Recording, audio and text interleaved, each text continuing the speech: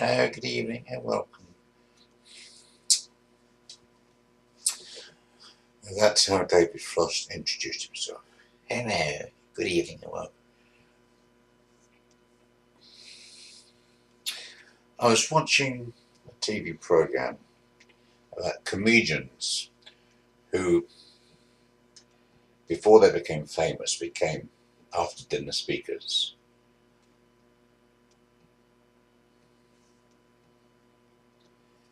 Charging a minimum of £5,000 for maybe 20 minutes of humour, mirth and merriment. Even when some became famous, they still did these so-called gigs and were paid up to £25,000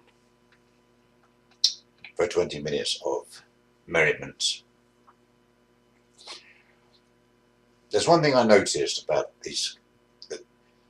all these comedians is that they all seem to make fun of themselves and act the fool and be really stupid. And it seemed to be that the audience actually liked this. People like to laugh at silly people.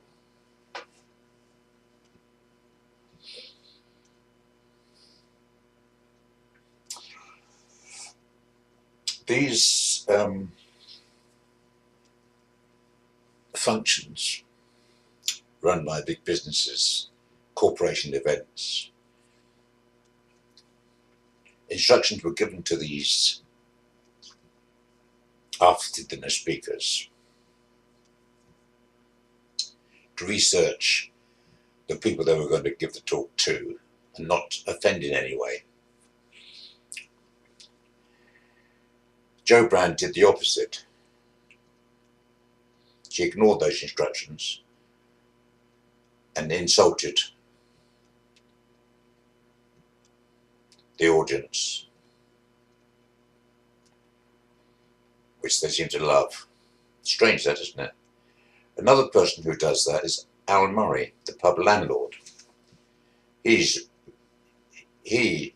singles people out in the audience and insults them, and does it in such a way that although he is offensive, he's highly amusing. I don't like to be rude and offend people, and I don't like to make a fool of myself.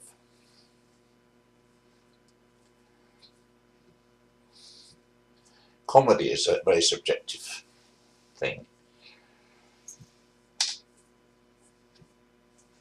Frankie Howerd told stories.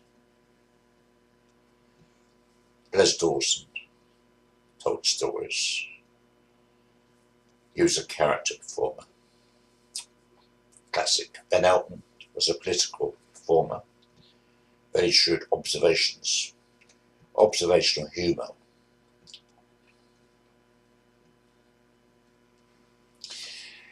Now, if you book me to give an after-dinner speech, I wouldn't prepare anything. Whether it's a factory that makes sewing machines or a firm that makes ice cream, it doesn't. People are people, and I've done a few strange and interesting and weird things in my life. I've been successful in some fields,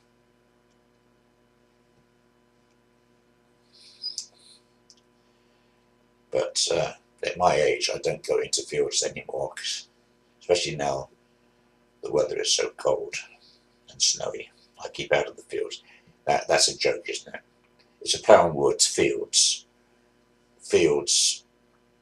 well, yeah, it's not very fun, is it? Now, this talk I'm giving is of no cost to you unless you want to make a contribution. I'm doing this for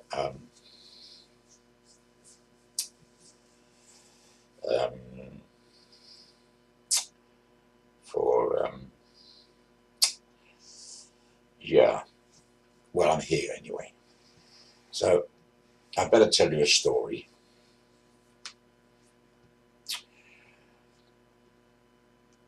When I was 17, I became interested in poultry.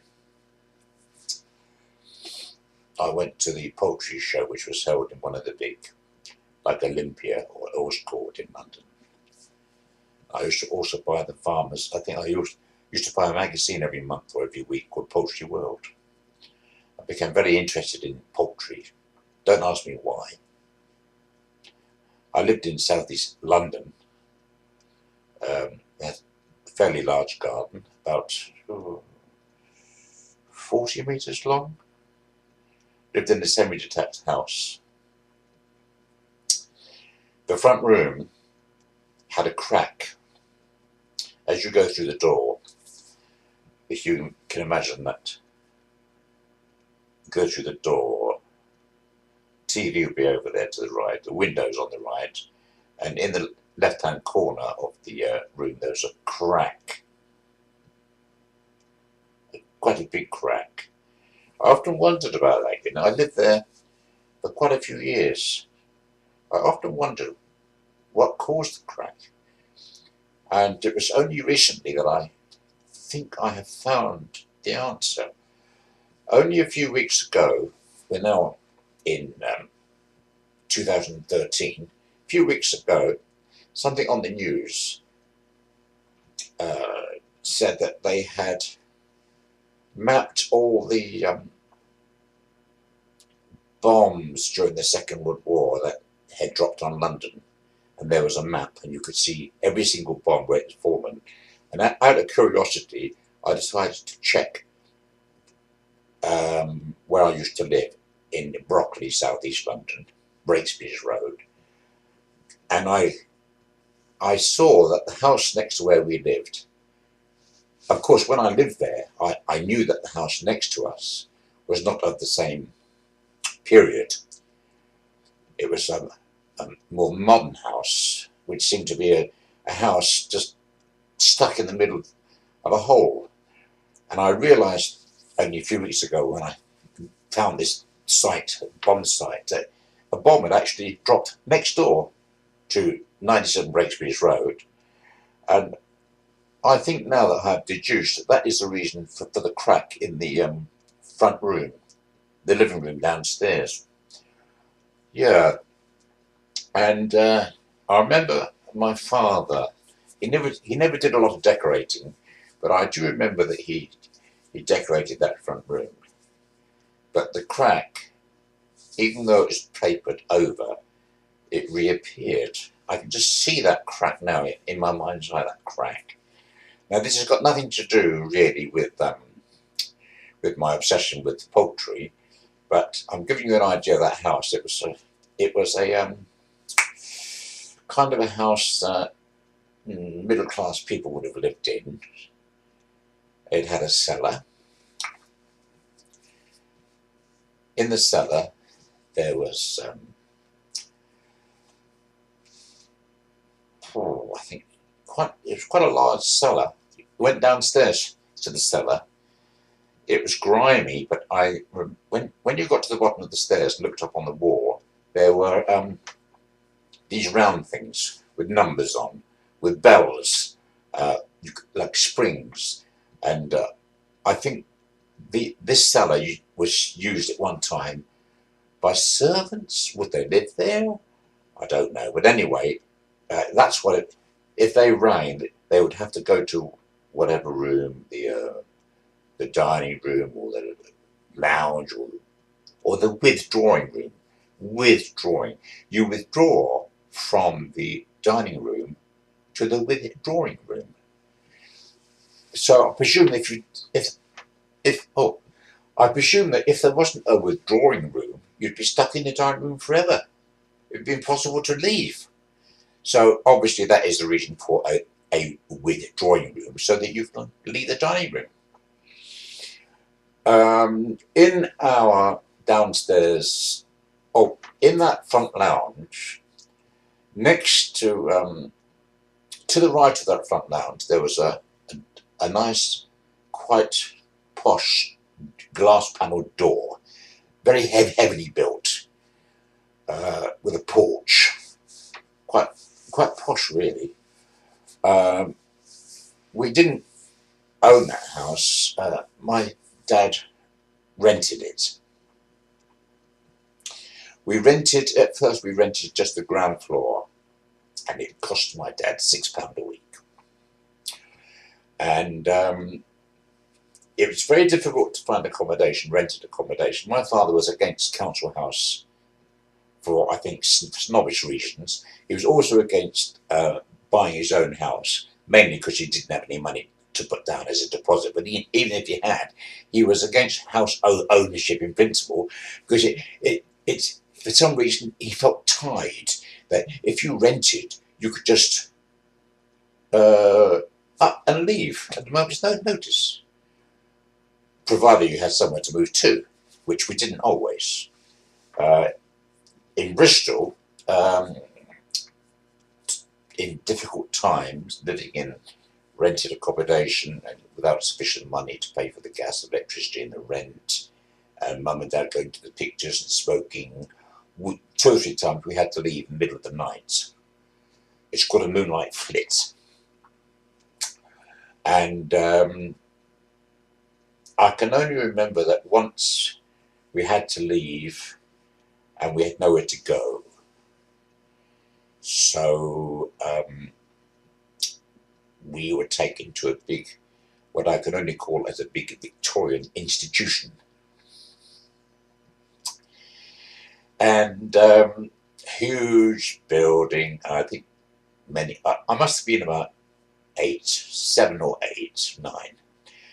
And my sisters, one sister was 4 years older and one was 4 years younger.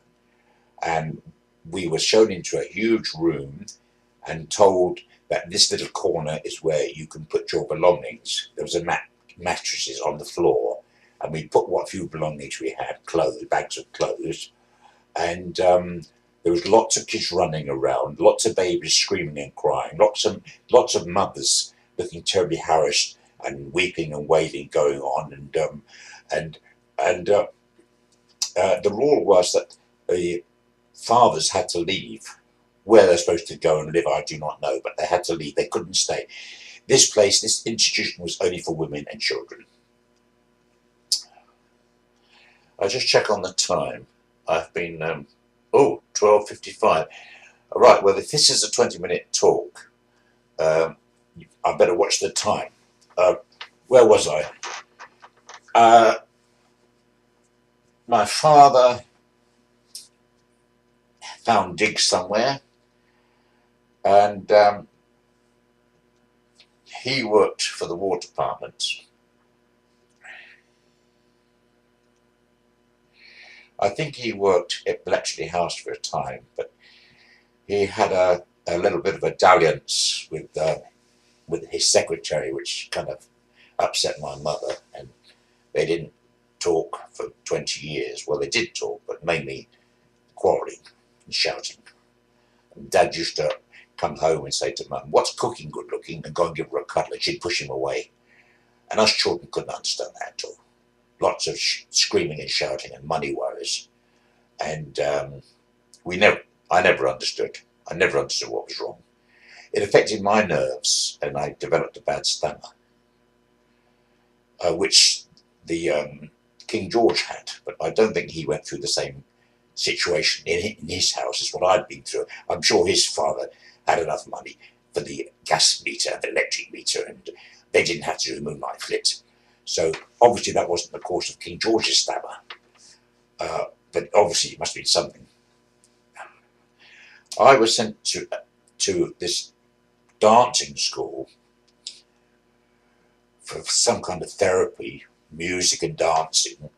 I had also had a mastoid operation when I was 4 years old, which saved my life. It was performed by a Dr. Scarf.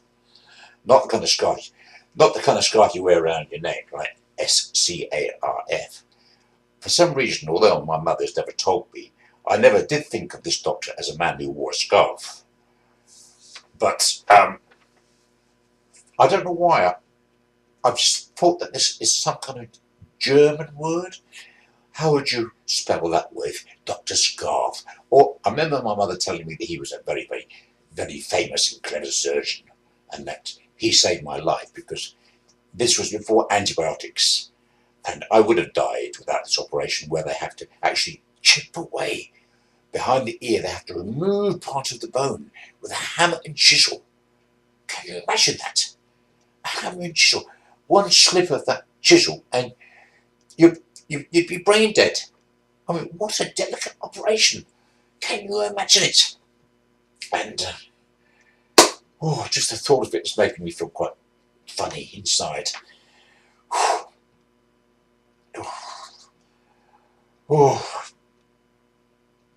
Anyway, Scarf. Dr. Scarf, I think it's his name must be spelled something like Scharfe. Well, anyway, I think so. I'm just watching the time. 4 minutes to go.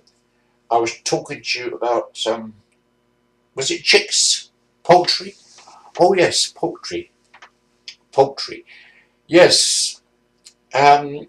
So there was an advertisement in the Poultry World, the magazine, where you could buy day-old chicks. And oddly enough, day-old chicks, when they're born, when they're first hatched, they're not a day old. They only become a day old when they're 24 hours out of the egg, and then they are day-old chicks. But the second day, they're 2-day-old chicks. But nobody ever describes chicks as, oh, I bought 6 2-day-old chicks. They're always day-old chicks, and they're beautiful, and they're golden and fluffy. And I had researched which chicks are the best for egg laying, and possibly for the table. When I say for the table, I don't mean that you should stand a chicken on the table as an ornament, but when it comes to the end of its productive egg-laying life, you you terminate it and pluck it and stuff it and cook it and eat it on the table. Yeah. Well, you don't do all that on the table. The cooking is done in the kitchen, but it finishes up on the table. So we say a nice bird for the table and for the egg-laying capabilities. And how's the time? Oh dear, only 3 minutes to go. I'm going to have to get on with this. So I ordered 6 Rhode Island red day-old chicks, and I received either a phone call or a telegram. I do not remember. I'll be honest, I don't remember. But they had arrived at the local railway station, Brockley, and I had to go down to the railway station, which was a 10-minute walk away, and collect them. And they were in a little box, about the size of a shoebox. And they had some holes in the side, obviously so the chicks could breathe. And you could hear this chirping. Cheep, cheep, cheep, cheep, cheep, cheep, cheep, cheep, cheep, cheep. Oh, and I had researched how to take care of chicks. Now, it was in the winter time, so I wasn't going to put them outside because they'd have been dead within hours. They had to be kept indoors. So I constructed a very nice box about 1 yard square, which in centimetres is about 80 centimetres square and about 30 centimetres high. I then found a metal lampshade and put a very powerful 100-watt bulb in it and suspended it from the ceiling until the lamp was about 6 inches from the floor of the little chicken place with some sawdust at the bottom. So it was all ready, and got the chicks. When I opened the box, I got home, opened the box, looked in the box, they were all cheeping away, cheep, cheep, cheep, cheep, cheep, cheep, cheep, cheep. And they were beautiful. They were little golden chicks, but there were 7. 7. They'd give me 1 extra because evidently they give you 1 extra because it's always possible that one will die in transit during the train journey. And I named them all. I put a little ring on each of them, different coloured ring on each of their legs, and I named them Eenie, Meenie, Miny, Mo, Catcher, Nigger, and Byster. Well, that's the end of my 20 minutes. And if you think I've done you a bit of an interesting little tale and you'd like to hear more, please give me a donation and you can rebook me. Thank you very much for listening. Goodbye. Goodbye. I'm sorry I couldn't tell any jokes, but that's it.